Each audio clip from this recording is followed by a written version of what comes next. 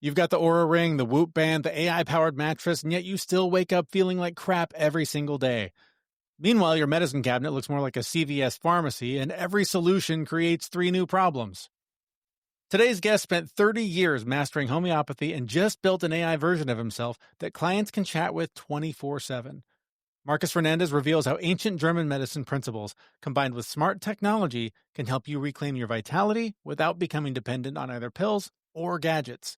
You'll discover the 4 daily pillars that have him feeling better, you're not going to believe this, feeling better at 54 than he did at 34, while your wearable data might be gaslighting you, and simple kitchen remedies that work better than most urgent care visits. This isn't about ditching modern medicine. This is about using wisdom and technology as tools, not crutches. You're listening to Brobots. This is the podcast that helps you use AI and technology to safely manage your health and well-being. And like I said, our guest is Marcus Fernandez. Really fun guy to talk to. Great conversation coming up here for you. And we started with somewhere where I wasn't sure how we were going to connect the dots, is really trying to blend AI, technology, all of this modern tech we have in all of our pockets and probably on 4 appendages. How does that blend with homeopathy? That's where our conversation begins. I've been a homeopath for 30-odd years, a long time. And I don't know how much you know about homeopathy, but basically it's natural medicine. You know, it's about really stimulating the body to heal itself. So the whole thing with the AI, I'm actually really excited about. I mean, in fact, I did a lecture at a conference last year on homeopathy and AI, and I think half the audience hated me. The other half of the audience was like intrigued and wanted to know more. So it's quite interesting bringing this whole AI conversation into the natural health world, where often it's about ancient wisdom and natural healing. But I think they can both. I think we can both. They can exist together. It's just how we use it. And I mean, I've been excited about AI way before ChatGPT. It's always something I've been interested in. And I think we're living in very exciting times. And I still don't know where I sit with it. You know, I love it. Then I think, oh my God, this is like, this is this is scary. You know, it's an amazing tool that's going to end us all. Exactly. We've all got Skynet. We've all been there. So right. I think it's such an amazing time to be around. And I think what we're going to see in the next 2 to 5 years is just going to be phenomenal. But I think we've also, you can't put your head in the sand. It's here. It's already here. It's been here for a while, and especially in technology. So I think we need to know how we sort of understand it. And I believe that it's about enhancing what we do. Augmentation. It's not necessarily about replacing. So that's my feeling. So really, it's the old and it's the future. So it's homeopathy and AI is something that I feel can coexist. And in fact, I'm doing that already. What's the biggest health mistake you see middle-aged men making that homeopathy could actually help with? And I ask this in the context of probably someone who's older than middle-aged, actually going through and who's played with tons of different homeopathic techniques and tried different things with various levels of success. And I published articles on this. I made an app for it specifically to go through and track biometric data. And I still know I'm not hitting the mark. So, what are your recommendations here? I think it's funny because I get asked this question a lot. I mean, I'm still a practitioner as well, and I just think it's getting the basics right. I just think it's going back to the basics, and that I use this. I love the acronym MEDS, MEDS. So these, what I say, are the 4 pillars of health. So M is for meditation or mindfulness. I think there's things that we can do. We know there's so many studies on mindfulness, I'm meditation. I'm old school, so I've meditated for 30-odd years. And that sort of daily practice of just really, just being in a place where we can distill our mind and connect to who we are. And I think that doesn't have to be an hour or 2 hours. That can be 5 minutes, but as long as it's consistent, it's just that consistency every day. And there's so many thousands of studies of how meditation can affect our well-being, our immune system. I mean, we know that's true. The second letter of that is E, is exercise or movement. No, we have to move.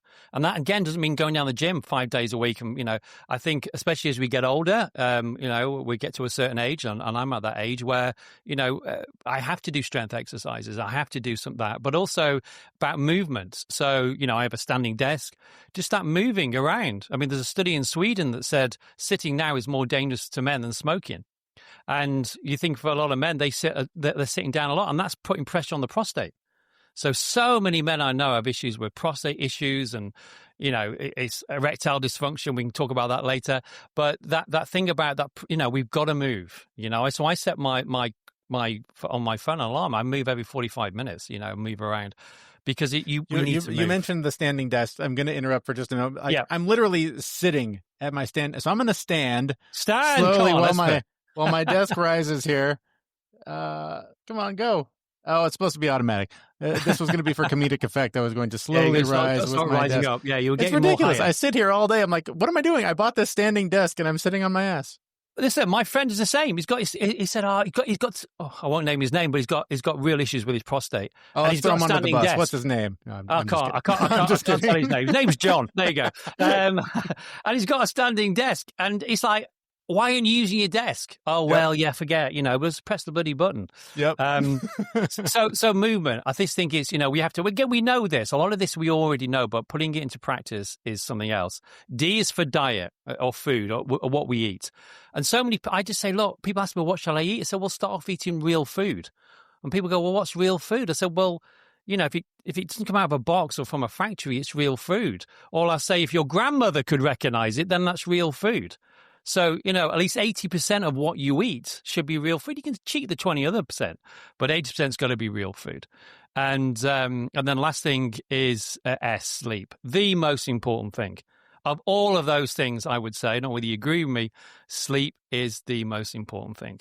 And, I think a lot of these people are much more aware of now, but I think, sleep is absolutely imperative that you get that right. And a lot of people suffer with sleep issues. I'm a bit of a biohacker. I sleep on an sleep 8 mattress, which is AI driven and monitoring my sleep all the way through. Changes the temperature, whether I go into REM sleep or whether I go into deep sleep. My wife's on the other side, and it does it separately for her. She swears by it. I'm sure she won't mind me mentioning, but going through the menopause, being very hot flushes, it's been a life changer for her. So I think sleep is imperative that we get that into balance. You go without sleep for 24, 48 hours, you go psychotic. So meds, I just think that question you just asked then, Jason, get those 4 things in place first. That's great. So you sort of hinted at it there with one piece of technology, literally the bed that you sleep on. How else can we blend technology and even AI to hit the markers that are important for us to get those 4 markers or those 4 pillars hit every day? I think it's we can't be. Listen, I've got everything. I've got a Whoop. I've got my Oura ring. I've had these I've had my Oura ring for about 5-6 years now. I think when you got to be, there's a danger of sort of over analyzing everything. You wake up in the morning. I went through a period of this, and my wife refuses to wear one. She thinks I'm crazy. Because she says, if I wake up and I feel okay, I feel okay. I don't need something to tell me, because you can wake up feeling great, and then you look at your Oura ring readings for the night, and you go, oh my God. This happens to me all the time. And you go into this whole anxiety. Right. What do I believe myself? Do I believe the machine? I don't understand. What's reality anymore? Exactly. And listen, I've gone down that route, because especially now I've got a bed that gives me a reading. I've got my Oura ring that gives me a reading. I've got a Whoop. I think it comes down to that we still have to trust ourselves. We still have to be connected to who we are. And I think, it can enhance what we do, but we can't get obsessed by it. We can't get obsessed by it. So I think these are amazing tools to use, incredible, to measure our heart rate variability, which is a great indicator of your health and well-being. And I don't know if you guys have got an Oura ring, but, it can predict. Yeah, it predicts. When it starts to go down, you go, that's it, I feel okay. And then all of a sudden you come down with something. And the data is phenomenal on it. So I think all these things can enhance what we do, but I think we can't go into like analysis paralysis, because I've been there, and it's like, as well, Jeremy, it's like you start panicking, and you've also got to connect to being human. Yeah. And, And that feeling of well-being, that feeling of, just getting out in the morning, seeing the sun, seeing the first light of the sun and that connection with the earth and ourselves. so there's a lot of signaling data that you're mentioning there. So you've got all these different wearables and connectables and IoT devices out that can kind of provide you information, but Yeah. being able to go through that and, really calculating the signal noise ratio on those items and narrowing the noise down to something that's manageable. Are you currently using AI to do that for yourself? Yeah, I think I've calmed down. I get a new device and I go crazy on it. I sort of. I'm the same. I can't tell you how many I have now. I'm at 12 or 13. I know. Yeah. I know. My wife's like, "Oh my god!" My kids even said, "Now, what? Not something else, Dad." I think the certain things I find really important. I mean, just the whole thing around you're going to bed and your sleep, not eating. I've experimented a lot about this. Not eat like now. It's quite late here, so I've eaten early. So I try to eat before 6 o'clock because I know when I look at my stats from up on my Ring or from the Whoop or whatever, it will affect my sleep. Yeah, heart rate goes up because you're digesting heart food, rate goes and up. the glycogen meters are problematic there. Yeah. Absolutely. And you know it. And that happened to me last night. I went to bed. I shouldn't have done, but I ate late, and I know it's going to have a knock-on effect. Now I'm not going to beat myself up about it, but I think it's really brought that awareness. Going to bed early, Jason. I used to go to bed really late, and actually now get into that rhythm of going to bed early, realizing I'm a morning person rather than an evening person. That's been a big thing as well. So just getting to know my rhythms and my circadian rhythms, and even wearing the blood glucose monitor. I went through a phase of doing that and seeing what foods are. So I think it's just bringing awareness. I think it's bringing awareness, and I have to admit it's brought me much more back into balance. I mean, I'm 54 now. I feel better than I did when I'll be honest with you, than when I was 34. I do feel better. I feel more aligned to who I am. Because you can take all the remedies you want in the world, all the natural, homeopathic, natural, whatever, but unless you're in that rhythm, and life's about rhythm, the body's about rhythm. When we're in tune with that, then I think you are much more you're much more healthier. It's about vitality. That's the thing, because people talk about energy. You can get energy from a can of Coke or a line of Coke, but but vitality is something that it's innate. Young children have it. I remember being a kid. We just had the school holidays here, and I remember as a kid, I'd get up in the morning, so 6, 7. It was the 70s, so things were different. But on your bike all day outside, come home, grab a sandwich, go back out. I woke up the next morning, did exactly the same thing. I didn't wake up and go, "Oh God, I've got a stiff back. I think I'll give it a break today." We had vitality. And that is something that I think we sometimes are disconnected to. Is that sense of vitality that is innate, that young children have. I think in the West it's seen as we go into old age and it's like a decline. Where in the East often it's not. It's seen where you cultivate vitality, whether it's yoga, qigong, tai chi. I just think we've got to get the language right. But most people's concept of health is not being sick, but it's much more than that. It is how you wake up in the morning. It is that sense of how you feel, that contentment inside. So I want to ask you about that. The 4 pillars you mentioned. In this last week, my kids went back to school. When they're in school, it's so much easier for me to have that routine because they are gone for 6 hours and I can plan my day around. I've got this massive gap where no one's going to ask me a question every 5 minutes. In that week, I've been able to go to the gym every day. Spend a little time in the sauna, spend a little time in a float tank, trying to eat a little bit better, taking a little bit more, paying more attention. And I can tell you, I feel better this week than I have felt in months because I, during the summer, did not do those things. Yeah. So that's an obvious sort of first start of, just eat a little better, get some better sleep, exercise, all the 4 things you talked about. So let's pretend I'm a unicorn and I hit all 4 of those every single day. Yeah. What else should someone, men of a certain age, what should be in the medicine cabinet? What else should we be adding to our daily routines? Well, I'm not even going to remedies yet or things like that. I'm going more to about the blue zones. It's about having people around us, being in a community, having a sense of purpose, having connection with other human beings. I mean, I've noticed, I don't know if you know as well, but I know so many men of a certain age that are incredibly lonely. very lonely. They've either say they got divorced or they're living away from the family. The kids are living with the mother and they're living by themselves. Loneliness. I'm hearing that all the time with people that I know, and people a little bit older. Sort of in their 60s. So I think again that's important. I think even men who are surrounded by people, men in families, sometimes are desperately lonely because of the role they've sort of taken in their family, and it's absolutely it's a huge epidemic that I don't think is talked about enough. It's not talked about enough, and I know we talked about this before we started that in the UK, the biggest cause of death, and the biggest cause of death for men under the age of 50 now is suicide, and the second biggest cause of death is accidents. But actually, a lot of them are suicides, but are being misreported as accidents. As accidents. So I think there's a huge crisis going on around men. I think young men, older men, but I see back to AI again, and I think this is one of the dangers I think as well with AI, as especially in the workplace, as it will take jobs. We know that things will change. Yeah.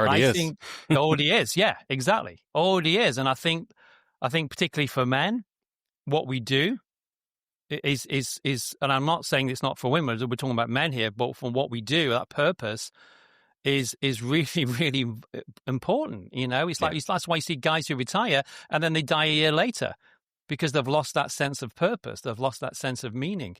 It's like when you meet guys. What's the first thing you do? Hey, what do you do? So I think it's a huge issue, and I think that. I just think, that's the podcast I was talking to you before, Jeremy, called Beyond the Shed that I do. Just talking to men, and what I'm hearing a lot of is, like I said, about loneliness. I'm hearing about shame. That's a huge thing. About men don't know how to be anymore. It's like they don't know how to be. Who am I supposed to be? Or especially young guys as well. Who am I supposed to be now in the world? So I think, a lot of this negativity around Andrew Tate and this whole thing about toxic masculinity, but a lot of guys are going, well, okay, you're telling me that's bad. Where's, especially young guys, where's the mentors? Yeah. Where's our mentor? Yeah. So there are a lot of tools you can use today, a lot of different AI tools and all the different functions that go into this. And I see you've got an agentic function that can go through and actually try to do prompt engineering and try to wrap some of these controls around it. Yeah. There's multiple different layers of pitfalls associated with different types of tools out there, and the privacy concerns of your data and how it is you're going to manage those pieces. Yeah. And I think understanding the concept of using natural homeopathic remedies that don't have as much literature as other pieces do, as you're asking questions saying, hey, I want to try this different technique that's not necessarily supported by the medical journals. Like let's say I'm going to go pick up the biopeptide complex. Yeah. So if I'm looking at ways to understand my health in the right context and trying to use these different AI tools to help me make certain decisions, are there certain tools that you think we should rely on more than others? And then kind of bringing that back around and the dangers and the risks associated with that. What's your thoughts on giving it that kind of information over and having, these large data companies pick it up, pull it across, and use it for nefarious means? Yeah, well, listen, absolutely. I mean, this is the problem, isn't it? It's like the whole thing. What happened with these data breaches of these genetic testing, the DNA testing. I mean, these companies go bust, and then this data, is sold on or whatever. I think there's a huge risk in that, and I think that people don't realize with AI, particularly, even with things like ChatGPT, the information that they're sharing. Because I've got a tool called Ask Marcus, which is it's called Homeopathy at Home, based on my book. And basically, it's just a small language model, which is all my videos, all my books, podcasts about homeopathy. And there's, on the back end, there's parameters of, I won't talk about sex, religion, anything like that. And there's parameters because it's just for things for at the home. Anything serious, then it says, seek medical attention, from a professional. But I think what I've noticed there, when you look at the data, because you can see the data obviously on the back end of questions that are being asked, people they start sharing more and more. And it's almost like it becomes this, they forget they're talking to really what do you call it? It's a clone. That's what I'm very clear. So I'm not, because you can phone me, you can speak to me, you can speak to me in any not language. Human. Yeah. Yeah. But if you could, I mean, I've had clients say, oh, this is great because I can offer my clients 24/7. They can access that if they're, they've got a fever and they want a remedy. They can ask Marcus, so they can speak to me. They can WhatsApp me. And so the other day, somebody said to me, oh yeah, I was speaking to you for 25 minutes the other night on the phone. And it's like, yeah, but you do realize it's not me you're talking to, even though you say it, people, it's human nature, isn't it? We want to connect. So Jason, I totally agree. I think we the trouble with AI, as it gets better and better and better, you will not be able to really distinguish it at all between, I think, talking to it, what you think you're talking to a human. And I think human nature is we want to connect, but AI is extremely clever, as we know, and will continue to be, to the point where we won't even know it's taken over. But that's a whole nother story.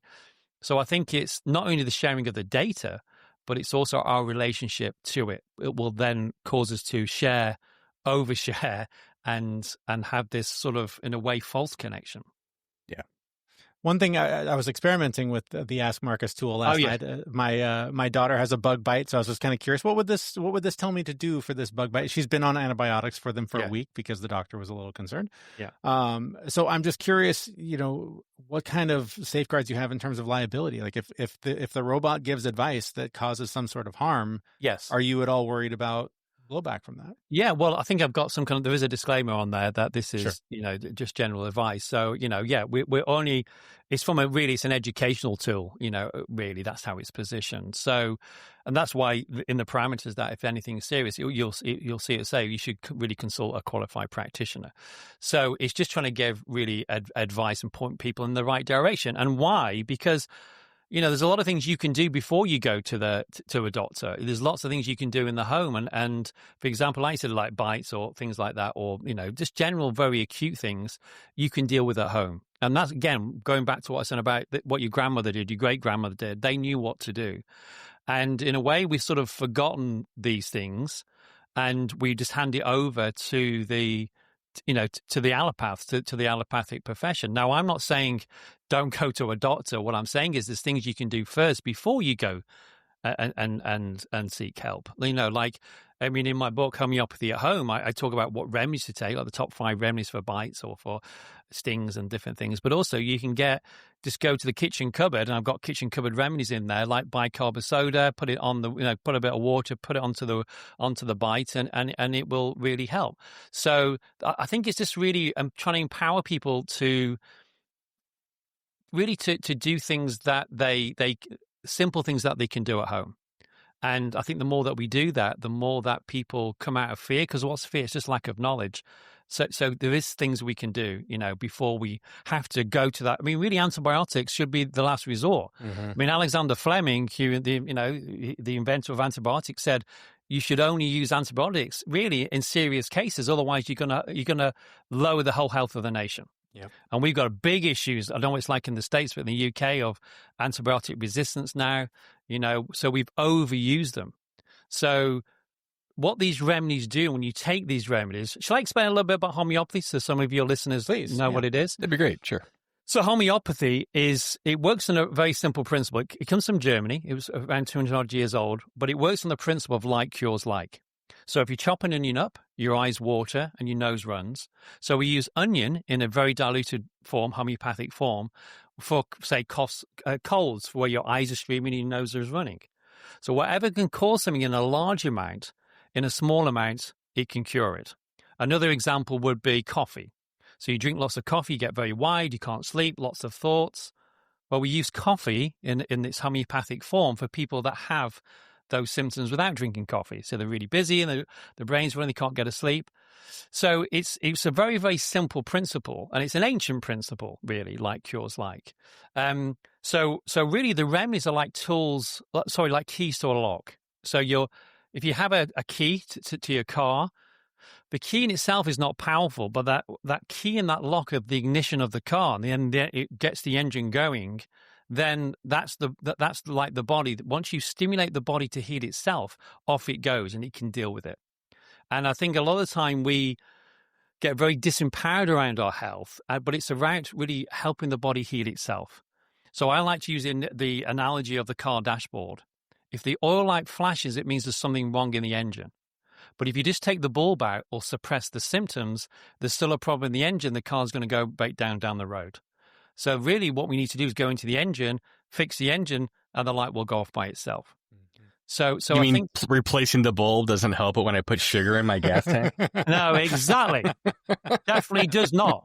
Definitely does not. I don't want to use this car analogy because I'm not really into cars whatsoever. But the good analogies to use. It's good for because Americans. we all have that light on. And we're like, it'll be fine. Exactly. I'll just It'll be ignore all it. right. It'll be okay. Yeah, exactly. It'll fix itself. Yeah, it'll fix itself. Yeah. We're born with innate health, and that's the thing we need to get back to. I think we need to. Look, there's big shifts happened in 2020. The whole COVID pandemic, the whole thing, lockdown, and for a lot of people, it really was a huge shift that they realized you have to look after their own health and well-being and the well-being of the families, because there was nobody there for that first year. There was nobody to rescue them. We just locked down, didn't we, and wore masks, and people were very disempowered. Yeah. So I think it's really important. God, look what's happened in 5 years. AI, lockdown. Yeah. I mean, it's been phenomenal, really, isn't it? Yeah. It's pretty crazy. We've had a lot of. I'm 50. In my entire life, I've had symptomatic Western medicine pushed down my throat. Yeah. And, obviously treating symptoms and not actually getting the root cause of actual real problems. Yeah. And a lot of the ways that people I've seen a lot of Western medicine start to try to embrace more of the holistic medical approach and try to incorporate Eastern medicine into some of these philosophies. Yeah. And I've seen various levels of success. And it's interesting you brought up the Germans, because the Germans, I've been to Germany several times. I've gotten sick there more than once with sinus infections and other things, and walked into the doctor and they're like, here's some echinacea. I'm like, I know that's not going to work for me. Yeah. Do you have something maybe a little stronger? And they're like, nah, you got to take this for like 3 weeks first before we're going to give you anything stronger. Yeah. The technology is obviously there to do other interesting things. Like the Germans also use things like pulse electromagnetic frequency machines, That's the BEMER machines, those types of things. Yeah. And NASA uses that. Like we've got these things that we know that there are systematic ways to treat certain longevity and vitality problems. Yes. And we can use them to go through and be preventative and, to inoculate us from these things kind of as we move forward.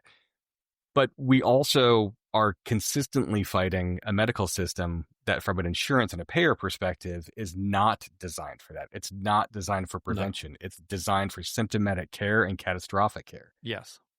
So along those lines, I've seen people go, I have to take care of myself. These are the methodologies that I have to use. But then when they go and they talk to their actual medical doctors, and they're like, I use baking soda to treat this bite wound and it got infected anyways. And having the regular doctor yell at them for not coming to see them right away. How do you coach people to be able to manage and mitigate these things in the real world? Because honestly, the real world is not set up for holistic care. It's set up for symptoms, assuming we're all in a solid state. How do you get people to break that mindset? Yeah, well, without getting into conspiracy theories, we know why. There's a lot of money involved here. Of course. The pharmaceutical industry is not in the wellness business; it's in the sickness business. We know that. Look at the whole issue you had with in the States of the Sackler family, and I think they paid the biggest criminal fine ever. I think it was something like $9.2 billion. Because opioids make you feel amazing. Yeah. Was it Oxycontin? Was it Oxycontin? Yeah, Oxycontin. Yeah, and oxycodone. But that's right. Yeah. So a huge, massive. So yes, that's the way that the system has operated, and it's. I could tell you the whole history of homeopathy in America, which is phenomenal, but we might have time for that. But I think there's a shift going on. I've been doing this a long time, 30 odd years. The last 5 years since what happened with COVID and lockdown, I've never seen so many people looking for a more natural healthcare solution for themselves and their families. It normally happens when people have kids, particularly. So, if you've got kids, you're that newborn baby, you don't really want to, that intuitively, you don't want to put anything into that child that is harmful in any way or toxic in any way or powerful in any way. And I think what happens is people start to look into different things, and that's often when they get into more natural sort of solutions. So the more that people use it, the more that they see the results. And there's all different levels of health. So there's the bumps and the bruises, the coughs and the colds. That's acute. Then you deal with chronic disease. And in my experience, when you take cases of people who come to see me, say they come in with arthritis. Uh-huh. Now, in holistic medicine, whether it's homeopathy, Chinese medicine, Ayurveda, we don't separate the mind from the body. So we're looking at also the mental and emotional as well as the physical. So somebody can come in with, I'm just going to give you an example, or like migraines. Somebody can come in with migraines. You take the case, the 34, you take all the symptoms of the migraine, what makes it better, what makes it worse, all those symptoms. And then the next question you say, when did it all start? And they said, well, probably started 6 years ago. The next question we ask is, what was happening in your life 6 years ago? What was going on? Now, they could say various things, but say this is a very common thing that you hear. Oh, that's when my mother passed away. Okay, just tell me more about that. Yeah, she was very sick for a long time. I was nursing her, and then she passed away. And the person starts, you can see them, that they're still in that place of grief. The tears come to the eyes. And then you say, how do you feel about it? Say, I feel like it was yesterday. And just don't feel I've let it go. And they may start to cry or they may get upset. Now, often those people have never been asked that. What happens, they take a drug, be given, take this drug for your migraines, suppressing the symptoms, and then the migraines can clear up or get worse, and then they develop eczema or something else after that. Because if you suppress what we call the vital force or the chi in the body or prana, then the symptoms will come out somewhere else. So you'll give them a remedy for that, in that instance of migraines, for grief. You give them a grief remedy, a remedy for grief. And they come back, how are you? What was that remedy you gave me? I stopped crying for 3 days. How do you feel now? I feel a lot better. How's your migraines? Yeah, I think they're 20% better or 30%. Carry on with the remedy.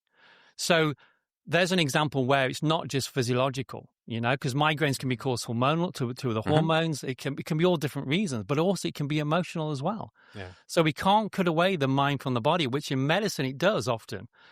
We don't make that connection, but all these other systems of medicine around for thousands of years, they do. So really, to answer your question, Jess, a long way around is often people are looking for something else. They are looking for something else, and they will try other things.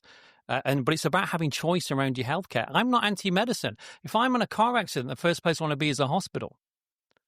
I may be taking arnica or something on the way, and that did happen to me. But, amazing, phenomenal. I've worked in hospitals. I worked in hospital for 3 years. But if I've got a chronic disease, I'm going to look at other ways to try to get my body to heal itself before I go down that route. So there are a lot of things that are affecting our immune system's natural ability to actually operate and heal itself. Environmental pollutants, microplastics. Yeah. There's all these different pieces that go into it.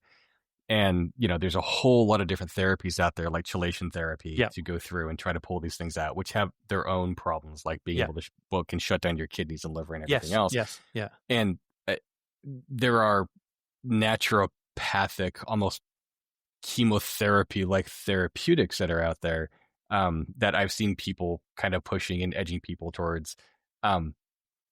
Along those lines, I have a chronic disease or something that's potentially going to kill me.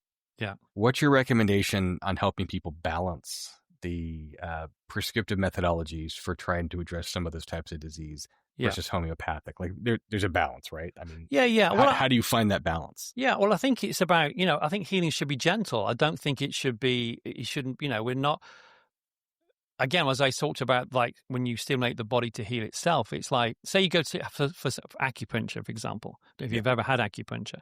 Many times. Just yesterday. Yeah, there you go. So when you have an acupuncture, they put the needle in and they leave it in.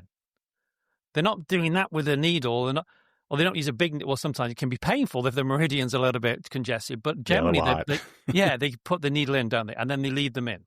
Why? Because they're letting the chi flow, the stagnation of the chi. But it should be a gentle thing. Same with homeopathy, all these things. It should be gentle. So a lot of these things, I think, it's a very allopathic way of thinking. Not we've got to get this, we've got to detox this, we've got to pull this out. Actually, you just start slowly. It's a slow start, and it's so. Say for example, you say eczema is a really good example. Often with eczema, it's to do with the bowel is connected because, again, there's a connection between the bowel and the skin.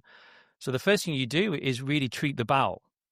And so making sure the bowel is okay. And we know now microbiome, I mean, God, natural therapists have been talking about this for hundreds of years, but now the microbiome is the thing.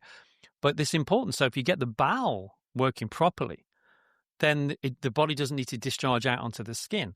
So it's about I think things should always be gentle. I think it doesn't need to be severe because, again, you're just stimulating the body to heal itself. But yes, we can get into this thing of getting these plasma transfusions to get all the microplastics out of our. I get it, and I can also get into that. Oh, I've got to do this and I've got to do that. But actually, I think there can be a lot of danger in that because you're trying to do too much too soon. So yeah, and along those lines, being gentle with yourself.